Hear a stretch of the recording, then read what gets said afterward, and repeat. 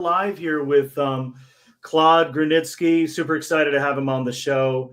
I'm really a huge admirer of his work, and I'd just like to highlight amazing people and just kind of the things that he's done in his past career and how that's cascaded. We're going to start joking around a little bit because some of the stuff that he did in the past, I wish I wanted to do when I was a kid, kind of get into the sectors that he was focusing on. But Claude, thank you for popping on, being super generous with your time. I know you're really busy, so excited to have you on. It's so good to be with you, Joel. I mean, it's funny that you said you're really busy, because I always joke that everyone in New York always says they're busy. You ask them how they're doing. Oh, I'm busy. Mm-hmm. There's no other city where the default response when you ask people how they are is busy. Yeah. I guess maybe we work in busy circles and we work with people who are always busy. Or is that something that you've noticed as well? Oh, yeah, I think so. But you know what's funny, though? Like when you say you're really busy, if something is exciting, you'll move your schedule around. And like, that's one thing that I learned. We're both community people. We build, ecosystems. And one thing I've noticed is this is kind of a tip that I've given some emerging managers, like if you're putting together some type of community event and it sounds super irresistible, like no matter how busy people are, they'll move their schedule around and try to go to that event. So that whole busy narrative like changes if something irresistible happens or something exciting happens. And that happens to me too. I'm busy, but hey, if I get to chat with Claude or somebody interesting, then you make it work. Well, yes, I'm glad you mentioned that, because it reminded me of a book that I absolutely loved, and I've actually got as a gift, as a present for so many friends over the years. It's Flow by the Hungarian American psychologist Mihaly Csikszentmihalyi. And he talks about the psychology of optimal experience, right? Mm-hmm. And how sometimes you can be busy working and you're so much in that state of flow that you don't even realize that it's like 2 a.m. and you're still working, and you can still keep working on it for 2 or 3 months. Yeah. And that mindset for months and months. And it's almost like one of his quotes is like, attention is like energy, and that without it, no work can be done. And in doing work is dissipated. We create, ourselves by using energy in the right way, I think he said. And, that's something that's always really been really important to me, because I find that when I'm in that state of flow, I operate on such a higher level. And that's what I've been seeking throughout my career. The challenge, that excitement of, doing something that is difficult enough, but not too difficult that it's unattainable. I'll just give you an example. Last Sunday, I ran my very first marathon here in New York, and 26 miles is very difficult. And I had trained by doing 2 20-milers in preparation for Sunday's race, but 26 is so much more difficult than 20, but it's not so difficult like 35 that you can't do it. And that's kind of like how I look at my life and work right now, is the kind of challenges that I choose to take on. It's like, it can't be too easy, but it can't be so difficult that it's pie in the sky in a sense. Yeah. I got a couple of things to jam on with that. So there was, so I heard of Flow because there is a pretty well-known private equity investor. He does buyout, named Graham Weaver. So he's like all over the internet now. And there was a podcast with him. I guess he's got, I think his fund now is like 15 billion in assets. And he does straight up, buyout investing, but he mentioned the book Flow. And I think it's really interesting. I think, look, there was a saying that I heard the other day where, when we're kids, we spend our time trying to be older, right? We're like 15 years old. We want to be older so we can party and have fun and be old enough to drink. And then when we get older, we're spending all our time and resources to feel young again. And, we make all this money, and then we make all this money. So, and a lot of times when you make all this money, sometimes you sacrifice your health, and then you make the money and then you use that money to hopefully stay healthy and pay for pills and all that stuff. So we're so busy, I think, worried about the future. Some of us are traumatized by the past, but like the state of flow is really kind of like thinking about like enjoying the present. Like this weekend, I spent time with my kids. My son was doing ice skating in Bryant Park. And I was kind of consciously thinking about it. I was like, wow, this is like, I should really be kind of enjoying this time instead of kind of worrying about, his college tuition and all that, which, hopefully you'll figure out in the future. But we spent a lot of time, I feel, and I don't know what how it is talking to your people in your circles, but there's a lot of worrying about kind of the future and, hey, am I going to, be wealthy enough and all that stuff. But, a lot of the joy is kind of like today, right now. Yeah. I mean, to close the loop on that, because what you're saying really resonates with me. One thing I've learned is, that state of flow, which is like this motivation that involves being fully focused on the situation that you're in or the task that you're actually handling at that very moment. One thing I've learned is if I'm with you on this podcast, I do not want to be checking my phone while I'm doing that, because I want to be fully present and fully in the moment, because there's always going to be some important message that flows through, right? While we're doing this. And it's the same as being with your kid. When they notice that you are focused on something else, not fully focused on them, it ends up altering the relationship. And that's a real problem in our contemporary societies, I feel, because we're multitasking, we're stressed out because there's so many notifications coming about the Hamas, Israel war. There's always something so urgent that is kind of grab our attention. And I feel like that leads to a lot of stress. That leads to a lot of stress. I want to be in that zone where I'm doing what I love with the people that I love, and I'm fully focused on doing that with the people that I love. Yeah, no, I agree. Well, this is a great preamble to kick things off, just enjoying the moment with you, Claude. But let's take a step back and learn about who Claude is. Tell me about your family. Tell me about where you grew up. What did you study? And, tell me how you landed to where you are now. I know a little of it, but I want the community to hear it. And I want you to take us on this journey. Well, it's a real pleasure and honor, really, to be on this podcast with you. And in sharing my journey, I have to take it all the way back to Togo, because I was born in Togo in West Africa. And I grew up in a really interesting environment, because my parents, who were never married, were from two totally different socioeconomic backgrounds. My dad was a rising star in Togolese politics. He was a finance minister when I was a kid growing up in Togo. Two of his uncles had been president of Togo. He himself was very ambitious in what is aiming for higher office. And my mom, however, was a seamstress who didn't have any sort of real formal education and was really kind of struggling. And so I ended up, spending my childhood, my sister and I, navigating those two worlds of privilege and poverty on a weekly basis. And I always say that really shaped my whole perspective on life and relationships and friendships and family, because those experiences that I kind of went through as a child allowed me to be comfortable in any environment. So now I'm comfortable with my billionaire friends. I'm comfortable in the slums of Togo, in the shanty towns of Rio. I could be comfortable in white communities, Black communities. I'm comfortable in Tokyo. I'm comfortable in Soweto. When I go to South Africa, in Johannesburg, when I'm also comfortable in Rosebank, the upper middle class white neighborhoods. And that allowed me to relate to pretty much anyone without kind of feeling like I was an imposter in that environment, And so when I ended up, growing up a bit, my dad had a swift fall in politics. And he lost all his power. He was destitute. It was really difficult. And by the time I was a teenager, when I was 12, I moved to Paris and went to Catholic boarding school. And it was a very difficult time, because there was a fall from grace for my dad, and my mom was still kind of struggling in Togo. But we would only see our parents once a year in the summer, my sister and I. And so I ended up not growing up around my family, and I would see relatives on the weekend sometimes, but I really just grew up in an all boys Catholic boarding school outside Paris, and dealing with racism in a very deep, fundamental way.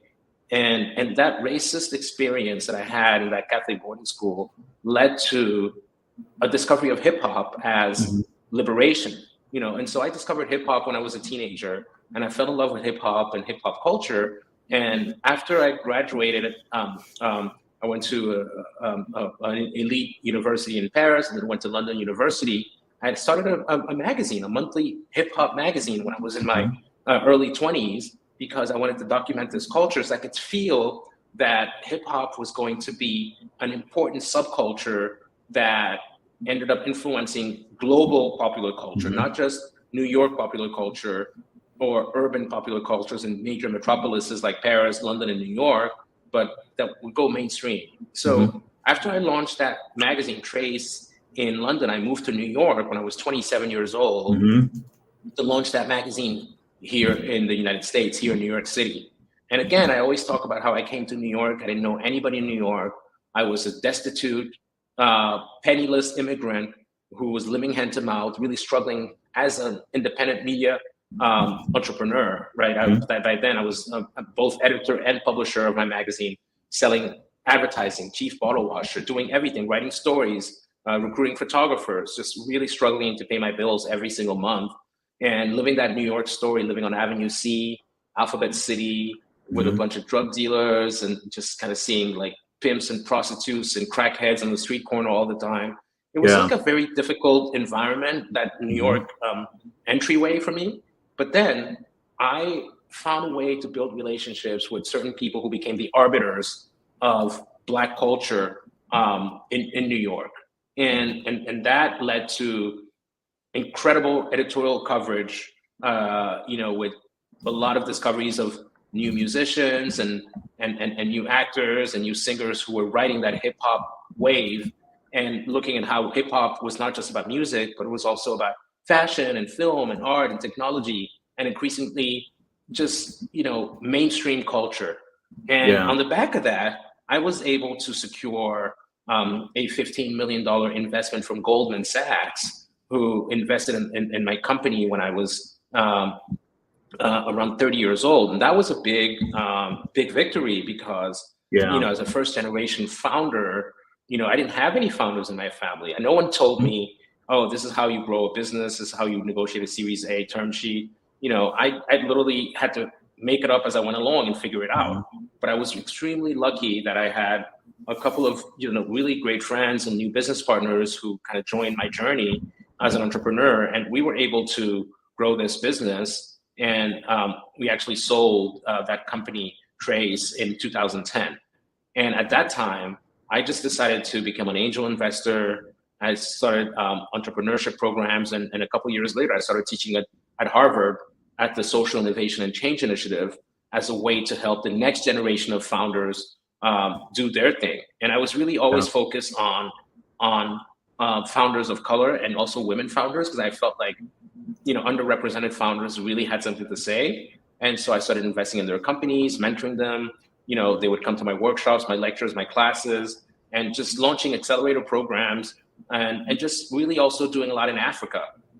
As part of Barack Obama's Young African Leaders Initiative, I started building entrepreneurship programs for the Mandela Washington Fellows, who are kind of the elite young African leaders that are selected by this program, and just really enjoying life, producing films, and just really having a great life. And then we'll pause there, but 2.5 years ago, I got a call from Dick Parsons, who had been a longtime mentor since he was the CEO and chair of Citigroup. And actually, even before then, back when he was the CEO and chair of Time Warner, which was around the time that I had raised money from my own startup, this Trace Media venture that I mentioned earlier. And I had built a relationship with him over a 20-year period. And he said, well, you know what? We should join forces and launch the Equity Alliance as a fund to invest in other funds. So in a fund of funds model, investing in VC funds that are run by women and people of color, and also having a pocket of capital within the fund to back the most promising startup founders within the portfolios of the funds that we've backed. And that's how the Equity Alliance was born in 2021. And of course, unlike Graham, we don't have $15 billion under management. We chose to start small. We started with a $25 million fund one. We actually ended up oversubscribing that and launching a fund one at $50 million for our fund two. Sure. Yeah. Well, you did a really good job kind of going through the entire career history and kind of how you built the business and really scaled it to be successful. There's a couple of things that I was kind of thinking about, and what I was alluding to earlier in the intro was about my interest in music. My personal journey, I was learning how to play the drums. I learned how to play the drums listening to Led Zeppelin and Metallica, and I thought I was going to be in a rock band at some point. And my parents kind of discouraged it. I've kind of vented about this several times on multiple episodes, so people are probably going to highlight that and give me a hard time about it. But it's interesting how music still kind of follows you back. With the fund accelerator that I launched, I've met so many interesting people that have been in the music space, and I've been able to kind of slowly get back involved. I've started taking a few music production companies, so I think sometimes things happen for a reason, and even if what you want to do doesn't happen when you want to, if it's meant to be, it'll kind of come at the right time. So I want to know a little more about your time in Paris. So there was some hip hop culture there. What were some of the hip hop influences? Can you tell us kind of who the artists were at that time? I'm trying to think. Was it what year was this? Was this in the 80s or the 90s? I guess who were their biggest influences in Paris, and what were some of the biggest differences, obviously, besides just rapping in French, in terms of like the musical style and kind of the lyrics and all that stuff? I'd love to know kind of about that rap culture and hip hop culture in Paris. Oh, wow. Oh, we're really going to get into it now. So this is the stuff that really shaped me. So back when I discovered hip hop, this was the late 80s. Mm-hmm. And I moved from Paris to London in 1990. Mm-hmm. And, 1991. Sorry. And I was 20 years old in 1991. And in the 80s in Paris, actually in France, not just Paris, because Marseille was also a really big city for hip hop. Mm-hmm. There were a few bands that came out, and many of them had been influenced by a show that was literally on primetime show every weekend on French television, TF1, the major state-owned broadcaster, and it was called hip hop. And we would say HIP, HOP, that's spelling HIP, HOP in French. Mm-hmm. And that show had a lot of New York luminaries coming on all the time. People like Africa Bambaataa became luminaries. They were coming from New York and kind of paving the way for a new style of French expression. And a few bands came out of that hip hop era. One of them was from Paris. It's called NTM. They became really, really big. And another one from Marseille that I mentioned earlier in the South, they were called IAM. So those were two of the big bands back in the day. And then from there, around the time that I decided to move to London, there was an MC who kind of just came out of suburban Paris and made a lot of noise because he made, French hip hop a lot more palatable to mainstream audiences. His name is MC Solar, SOLAAR. And he created a couple albums that were big hits and that kind of really touched on the French love for poetry and using like French style poetry with kind of hip hop vernacular, French slang, specifically verlan, which is when we were growing up, verlan was a specific way of speaking by inversing the syllables. So Joel would be El Jo. So we would pronounce the L before the Joe. Yeah. Claude would be Del Clos. And he used to really bring the new expressions of French language that were coming out of French youthful rebellion into poetry and into hip hop and creating that with just very kind of simple boom bap original rap. And that became extremely popular. So those were what I'll call my contemporaries, people who kind of ended up shaping the new generation of French MC culture. And then in the 90s, it became really, really mainstream. Yeah. And France, towards the late 90s, early 2000s, became, It's like Tupac and Biggie. That's like the 1994, 1996. Exactly. Bill Clinton, Tupac, Biggie. Like that's what I think about in those years. So that's kind of when it really blew up. Yeah. Yeah, but then what happened was a lot of the American MCs would come to Paris, because Yeah. France by then was the second hip hop nation after the Mhm. US, and they would Interesting. perform in Paris and sometimes freestyle with French rappers, and you would have the French and English together. And when I Yeah. became a magazine editor and publisher, I Mhm. actually did a deal with Virgin Records to Wow. produce 3 different records called Le Flow. Le Flow, oh, see, like Le Flow that we just talked about at the beginning of the Yeah. episode, Uh-huh. Le FLOW, that were MC Solar with Missy Elliott, you know, collaborations between French MCs and American MCs. Yeah. And that was just great. Those 3 records did really well because it was a way for me to bring my love for hip hop from a transatlantic perspective and get MCs from both sides of the pond to collaborate. And so those were just wonderful, wonderful projects for me. I mean, even in the 90s, it was really cool to just see R&B be mixed in with hip hop too, right? So you got a lot of the R&B artists kind of doing a solo or kind of having a track on top of the hip hop beat. And you know what I really appreciated with Kanye, this is like 2000, 2005 Kanye, you know, the late registration. You know, what I loved about him was, you know, he would get different artists, right? He'd get like someone from Coldplay or Maroon 5 to be mixed in to hip hop, which I didn't see earlier, but just kind of seeing just a lot more creativity with just different genres and like mixing that into hip hop.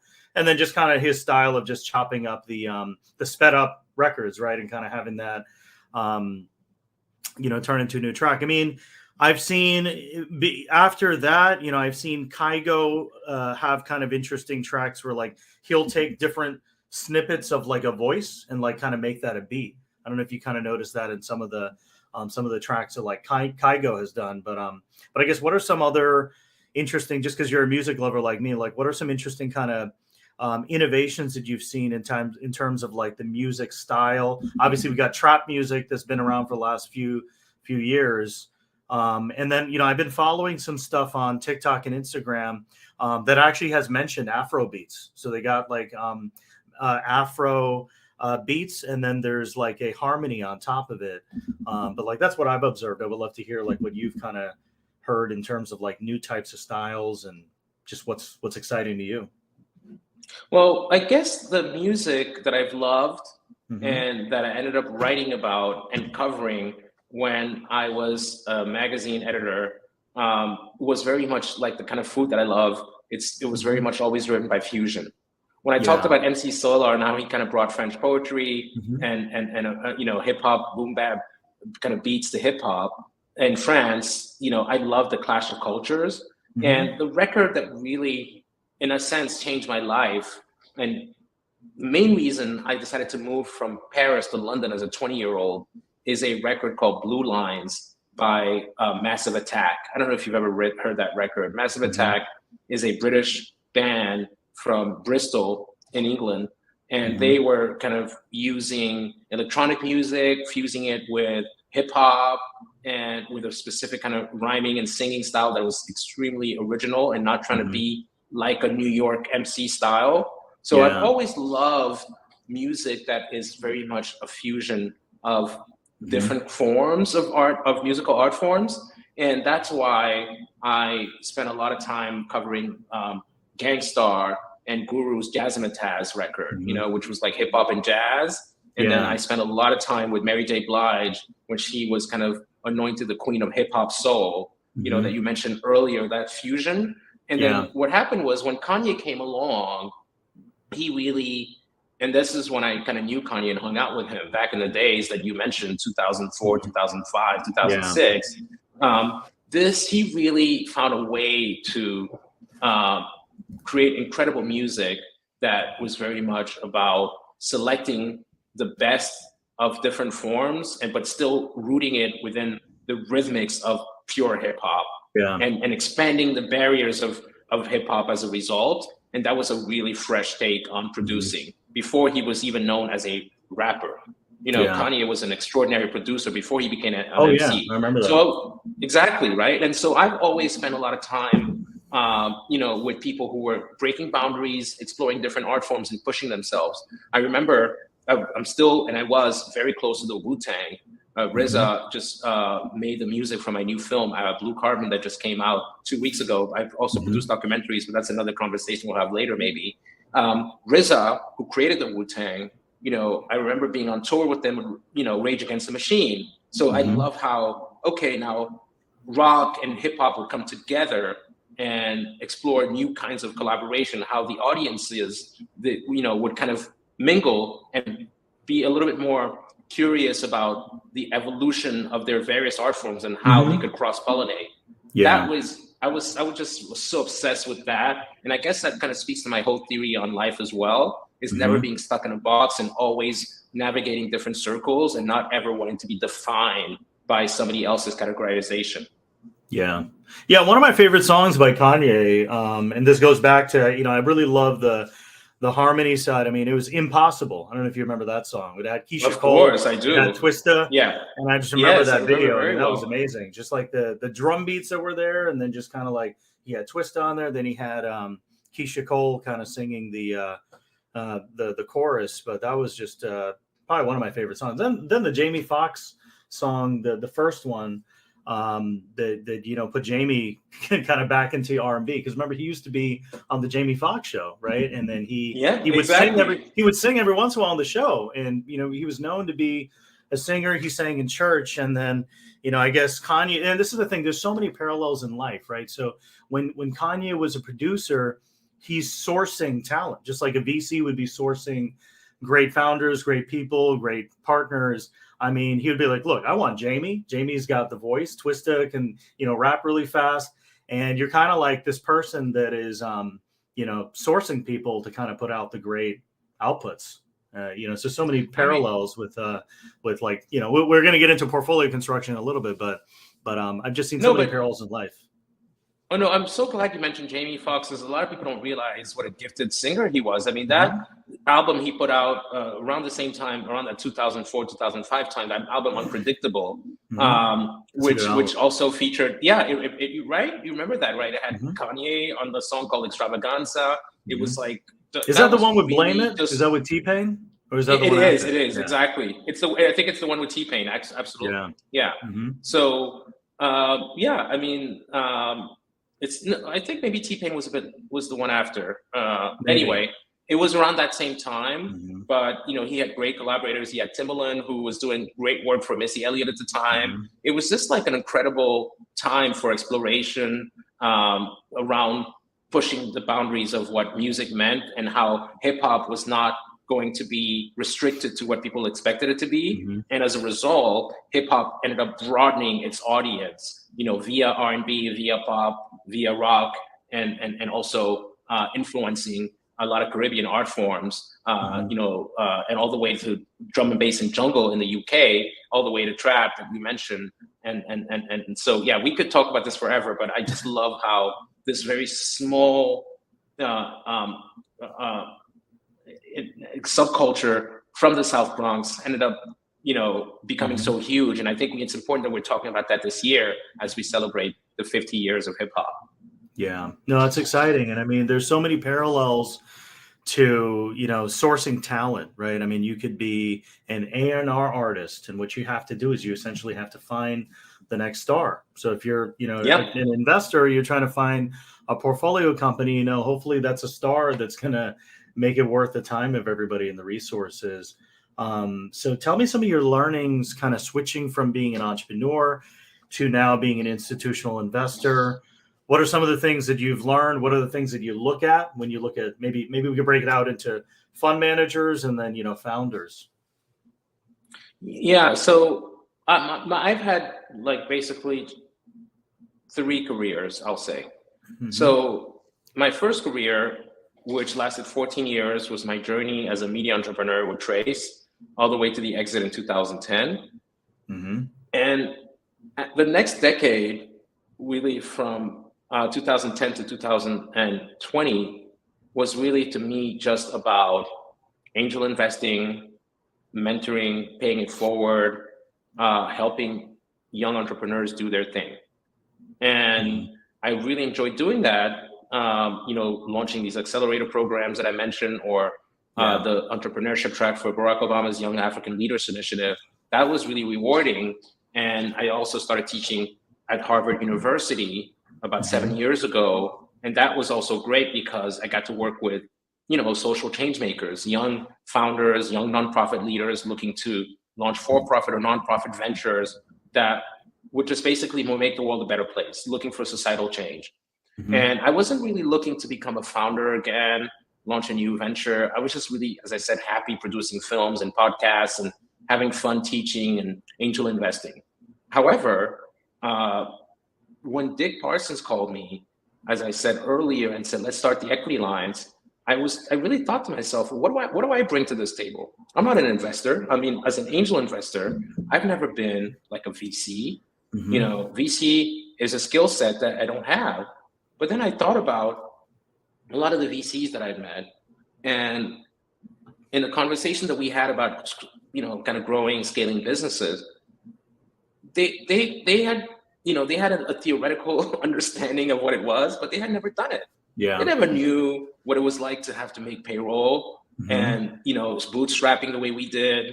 They have no sense of the stress that comes with being a founder, and I was like, you know what? I feel like because I've experienced the pains and the joys of being a founder, I can actually throw my hat in the ring and actually be a VC by leaning on my experience as a first-generation founder in an environment where Black men are not supposed to raise money for their ventures. Yeah. Black women are not supposed to raise money for their ventures. Latinos and Latinas are mostly excluded. And if you're not in the club, then you're not taken seriously. And so I was like, I can do this. And on the strength of conviction, knowing that, I've gone through the entire journey of having an idea, starting a company, building a team, raising money, selling my company, and then advising young founders, there's something that I brought to the table.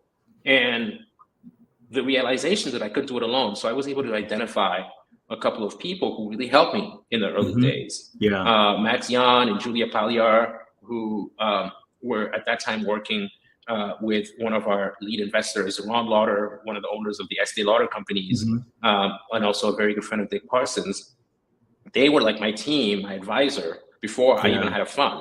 And then once we actually raised capital and were able to kind of build management fees, then we actually ended up recruiting first a principal and now also a chief investment officer, Adrienne Reese, and who's actually somebody who has experience investing because she had previously worked with Walton Enterprises, investing money for the Walton family. Obviously, as you can imagine, one of the big family offices in America. She brought the rigor, the process-driven diligence to the party, whereas I brought a much more instinctual approach to cutting through the bullshit and understanding the addressable market and the mindset of the founder to see how resilient they were, how much grit they were, and how they could withstand the pressures of growing a company in a very, very tough economy. And I feel like that combination of having Adam, who I had hired right after he graduated from MIT Sloan, where I also graduated from, that helped us to bring 3 different skill sets to the party. And then working under the leadership of our guide and chairman, Dick Parsons, who's one of the most astute businessmen I've ever met. He was not an investor per se, but he was, and probably still is, the single most successful Black corporate executive ever to have worked in America. So he has great judgment and he helps us to make great decisions when sometimes we're a bit stuck on what the choice points are. So I feel like those different skill sets allowed us to launch a very small fund that it was a proof of concept fund 1 that would also allow us to punch above our weight. It was like we knew that we were small, but we also wanted to create a model that others could follow. And so in a sense, the early success that we're seeing with the Equity Alliance is a testament to the fact that we've been able to assemble a team that is really very much focused on this mission, which is to help to democratize access to capital and to accelerate economic mobility in America. And so with that single-minded focus on doing that, there's very few instances where we could ever have any sort of mission creep because we know why we're in this game. We're in this game because we're trying to help challenge some of the inequities that have made the VC world so unfair and for so many people for so long. No, I totally agree, and I think the strategy that you have, I'm seeing with a lot of other funds in terms of having the direct strategy and also the fund strategy, because it's also interesting because a lot of the funds have underlying deal flow that's very, very high quality, and there's obviously benefits to be part of those ecosystems as well, right? As those funds, they have their AGMs, their community networks, and their events. That's how we met, right? We met through kind of Yeah. a common colleague that was also an LP. So you kind of just cascade those networks. So I think that's why it's really strategic to kind of have a fund investment arm too, and you just learn from other people. I mean, you learn from smarter people. So I mean, on your end, what are some of the things that you guys look for in founders? In terms of the business model, maybe the character of the founder, and then I mean, what's exciting is these emerging managers. They're also business people, right? They have to manage their P&L. They have a budget. They're in the business of firm building. So, what are some of the attributes that have gotten you excited in terms of the maybe the fund manager selection process too? Right. I love this question, and I'm going to try to answer it in a pretty succinct way, and I'll be concise. So we work with emerging fund managers, as you said, but we also work with founders, right, who are in the Yep. portfolios of these emerging fund managers. So the emerging fund managers, what I love is the process of delineating across the board based on their thesis, their lived experience, and their ability to have a real point of view on a specific potential marketplace. And we've invested in some generalist funds, and it's just fine. But if somebody's going to tell me that they're launching a fund that's focused on health tech, I really want to understand what makes you really the very best person to be challenging the status quo and spotting the best founders and the best startup ideas within the world of health tech. And so I don't pretend to know everything, but it turns out that the majority of our investments have been in fintech, health tech, and I'll just call it SaaS. And so a lot of people are tackling these problems, but we also look at people that are looking for the underserved markets that are not being addressed properly. So if there's health inequities, and if there's a solution for sickle cell anemia, which affects many, many Black people, and a Black founder is trying to solve this problem, and this emerging manager has spotted and invested in this Black founder and really understands what it is that they're trying to do, that kind of lived experience and that kind of knowledge of the environment and the socioeconomic environment and the psychographics of that community is something that we look at. Because of the problem is a lot of emerging managers are not differentiated. I can't tell you how many managers told me they were solving for the future of work. Future of work. What do you bring to the future of work debate that is so differentiated, right? What do you know about the future of work and how future of income, how all of that is going to change in the next few years? Of course, there's a lot that's written about that, but what is it in your experience and your own personal interest that allows you to have a very, very specific lane that you can own within the broader debate around future of work? Turns out that certain people have figured it out, and the ones who've cracked the code, we figured it out pretty quickly. And then, so once we get to know these managers and we have really strong conviction on them, the work that we do is get to know them so that they can share their deal flow with us and tell us who their outstanding founders are. And once they introduced us to these founders, our job is to get to know these founders really well before we write a direct investment check into their company. And that is the part that I love the most, because as a founder myself, I can relate to their challenges. I know the stress that they're facing. I know they work every weekend. I used to work every weekend, every single weekend. I just know that they're on this hustle, and I can tell the ones who will stop at nothing to achieve their goals, so long as they are in a market that is large enough, sufficiently large addressable market to solve a big enough problem that we can get a pretty huge return on our investment.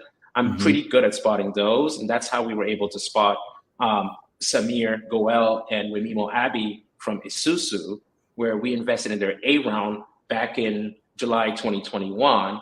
And 6 months later, in January 2022, they raised a B round at a $1 billion valuation. Sorry, that's me being, it's a Freudian slip. That's a nice B. Still a nice B. So in this market, it's still a nice B. So yeah. Yeah. So I'm just saying that because I'm hoping that Isuzu becomes a $10 billion company by the time we exit. So, you know, and by meeting these two founders who at that time, when they were in their late 20s, I could just tell that they were so for real because they were tackling a specific area within fintech and financial inclusion within fintech that is about helping renters get on the property ladder and become owners via building their credit score.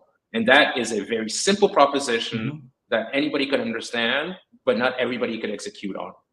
Yeah. I got 3 comments, right? So in this market, somebody asked me this. I was on a panel in DC a couple days ago, and they're like, hey, what are the exciting markets in a recession? And, you know, any market where you're putting money into somebody's pocket, especially in these times, or saving money, I feel like it's an amazing business, and it's also an opportunity, especially if you're making, you know, good amounts of growing revenue, but you're also putting money in somebody's pocket. I feel like, in my opinion, you know, on the fintech side, that's an amazing business in these times. And then another point that I want to respond to is just what makes fund managers different. You know, I run a fund accelerator, and that same point is what I hear often. You know, there could be 5 climate change funds.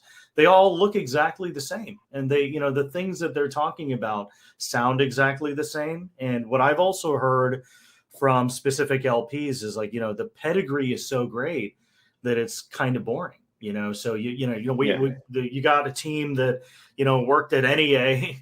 They went to Harvard, and, you know, they're already on their fund 2, and they've already delivered DPI, but what's the real story? And I think that's what really gets people to kind of want to be behind that person, especially if they're, you know, building a firm, a multi-generational firm. So I think kind of what's beyond the initial table stakes, which is performance, track record, pedigree, knowing that you can do the job. In this market, it's got to be more, right? And I think you got to take people on that journey. So that was my response to that. But then I think one thing that can be done to penetrate, you know, the table stakes is, you know, kind of building your own personal brand. So you and I'm gonna bring this back, because you and I were talking about some tools that people can use for podcasts and community building. So I don't know if you've seen people that have been doing a good job in terms of kind of building their own, you know, maybe personal brand that's kind of tied to the fund's brand as well. Because essentially, if you're an emerging manager, you know, you're the brand of the fund at the end of the day, right? So I mean, people are backing you. So, you know, what are your comments in terms of content creation? You know, what have you seen with brand building, you know, across, you know, there's a lot of different channels, right? So I'm doing video because it's just more comfortable for me. I don't do a lot of editing. So this is live, right? But some people are great at doing blogs. Some people are great at doing audio only. So kind of like, what do you like doing in terms of content creating? I know you like doing film production. And a lot of like high-end video content, but you know, what do you like doing? And then I guess some of the entrepreneurs or people that are in your circles, what do you appreciate that they're doing as far as brand building? Well, that's evolved a lot over the years, because I started, as I said, as a monthly magazine editor and publisher. So every month I would put out a new issue of Trace magazine, and I would host a party with the cover star, whether it was Alicia Keys or Rihanna or whoever it was, and we would just basically document hip hop culture on a monthly basis, and that was fine. After that, when we got funded by Goldman, we were able to launch a television network called Trace TV, which was very much a competitor, international competitor to BET, right? Wow. And that company is now owned by TPG. It's big. You know, I have not been involved in that company since 2010. But I guess my point is, I was very much raised on old media, you know, TV, magazines, and I used to do a lot of radio stuff as well. Now, I've kind of evolved that. The TV work that I used to do has evolved into documentary features, right? So I produced 2 award-winning documentaries, And What were the documentaries about? They're both about climate change and how climate change affects populations in the global south. The very first one, the Great Green Wall, was very much driven by this huge project called the Great Green Wall, which is an 8,000-kilometer wall of trees that is being planted across the Sahel in northern Africa, from Senegal all the way to Ethiopia, and how desertification is forcing populations to kind of get on these rickety boats, trying to migrate to Spain or Italy. Many of them end up dying, and how climate change is affecting lives of the everyday farmers, and you know, how young people can feed themselves, can support their families, and what are the solutions? Because my documentaries are always very much solution driven. This new one that just launched a couple of weeks ago, Blue Carbon, which is going to be shown on CNN Films in the US and on Canal Plus in Europe, is very much about populations that live in coastal areas and have to deal with coastal erosion, and the solution that is mangroves and salt marshes. You know, how does nature create natural solutions to mitigate the climate disaster? And you know, that one we shot in Brazil, we shot in Florida as well, but we also shot in Colombia and Senegal. So I always look at telling climate change stories from the perspective of the global south, because I feel like a lot of the climate change issues are always focused on the concerns of people living in the Western world. And a lot of my work has been about bridging, again, the gap between the Western world and the global south. And then so that's that. And then I also have a podcast called Limitless Africa. Every year, 30 episodes that come out every week for 30 weeks around development issues for Africa. You know, what is startup scene in Africa? What are some of the solutions for the creative industries in Africa? You know, and that's really rewarding as well, because it also complements the work that I do with the Equity Alliance, which is really about identifying these extraordinary emerging fund managers and these founders that we mentioned earlier. So I love the fact that, you know, I have a pretty good balance between the creative work that I do as a content producer, and also the work that I do as an investor, looking at, you know, investing in outstanding startups and fund managers in the US. Yeah, what I've also been seeing too is a lot of these celebrities and it's successful artists now get into a lot more philanthropy. So I think there's a lot of education. There's a startup called Ocho that is trying to, you know, unbundle that in terms of like, there's a lot of things that are demystified, especially when you come into wealth. And this is good education for family offices of like, how do you protect your assets? You know, how do you set up a trust? You know, you have a business trust, you have a personal trust. So those are all things that I've been kind of nerding out on as well, you know, in terms of like, you know, what's the next stage? Because when you think about your career, when you think about my career, you know, I was working in tech, you know, became an investor. But then as you kind of think about your legacy, your family, you know, how are family offices kind of thinking about their portfolio construction? You know, should they only do real estate and then maybe a small percentage of venture? And then, you know, those proceeds, you got to take advantage of QSBS. So all of those kind of like long-term legacy building activities and kind of like asset protection. Those are kind of things that I've seen a lot of, you know, successful entrepreneurs and successful investors start to really think about, like building their own family office, you know, and kind of how that's going to evolve. So I don't know if you've been talking to any other like single family offices or LPs in terms of how they're thinking about that, because that's a great way to partner, you know, for them to partner with people like you as well, because a lot of times they need that access to, you know, interesting opportunities and trends and expertise that they may not have.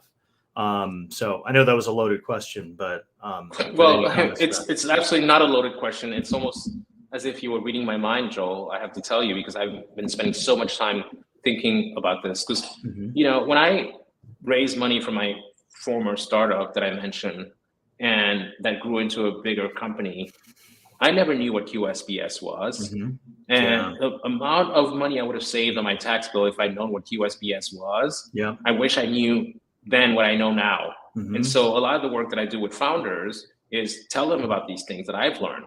And to be honest, now that, you know, my son is 6 and he's an only child, my wife and I are talking about how do we set up a trust and how, you know, how do we kind of plan for his future? Because my dad died, he didn't have any money.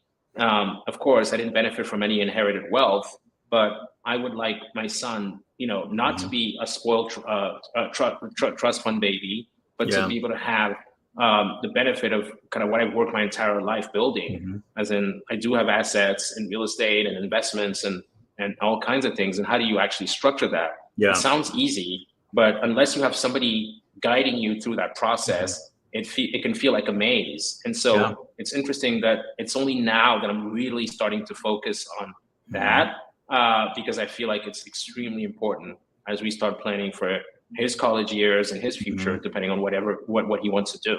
Yeah, there's even creative things. I think there was something that I saw on my feed about Beyonce, paying her daughter as an employee. So, there are unique things you can do. Obviously, talk to your CPA. This is not financial advice, or tax advice, but, I've seen some interesting things in my feed in terms of, hiring your kids to actually be part of your company and, do real work. And, there's tax benefits to that too. And, like you see Beyonce's daughter in a lot of her videos, so I can imagine there's tax benefits to that.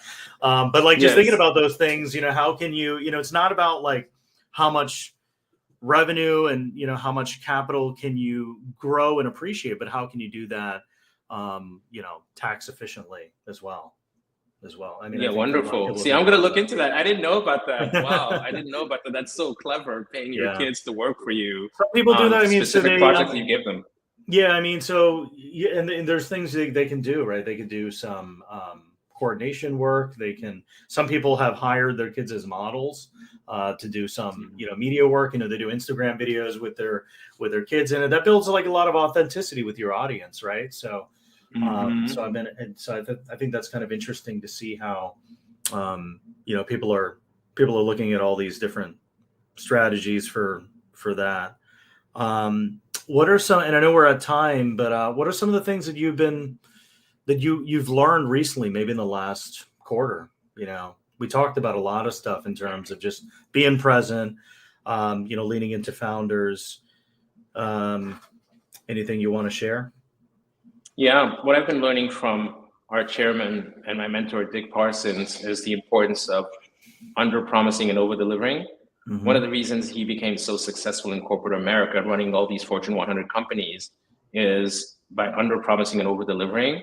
I feel like sometimes in New York, we're all pushing so hard, all being busy, trying to make stuff happen, that it's really important to set expectations and manage people's expectations, as opposed to thinking that just by working harder, just because you're ambitious and you're known for taking on a big workload, you are able to, again, just make it all happen and do everything. And, as someone who has suffered in the past from planning fallacy, I don't know if you know what that is. A planning fallacy is kind of taking on too much and thinking you can do it all and not being able to finish everything that you took on. As somebody who kind of suffered from that in the past, I'm very careful now to not take on too much and to literally under-promise and over-deliver on what I took on. No, you literally read my mind, because I actually if you were going to ask me that question, I've proactively started to deactivate like 2 or 3 projects. And, I think you can take them all on, because people like you and me will probably just lose sleep and get all the stuff done. But what happens is when you get older, like your health gets impacted and like the quality probably goes down too, so there's kind of like repercussions with, not getting a good night's sleep and, kind of focusing on your health. So one thing I've been trying to do too is like, look, I don't work out 2 to 3 times a week like I used to when I was younger, but now I try to like just squeeze in that run, and I just do it first, because once I look at my phone, I'm like, man, let me knock out these tasks first, and then I'll work out later. So I've been trying to like put my health, first, because you also think about your, as you get older, you think about your mortality. You think about like, you want to make sure that you're around for your kids and your family too. So you want to kind of be conscious of that too, and kind of have that be blended in your flow as you're doing all these things. So I totally agree. I'm glad we were able to come full circle back to flow as we end this conversation. It's been a real pleasure, Joel. I really enjoyed talking to you. This has been really fun for me. Absolutely, Claude. Thank you so much for your time. I know your time is very valuable, so thank you. And this would be really a huge treat for the audience. So again, thanks for your time. And we got some time, I think, in the next couple of weeks. So I'll catch you in person, I think next week or the week after. Absolutely. I look forward to that. Take care. Have a beautiful day. Take care. You too. Bye, Joel. Thank you. Bye.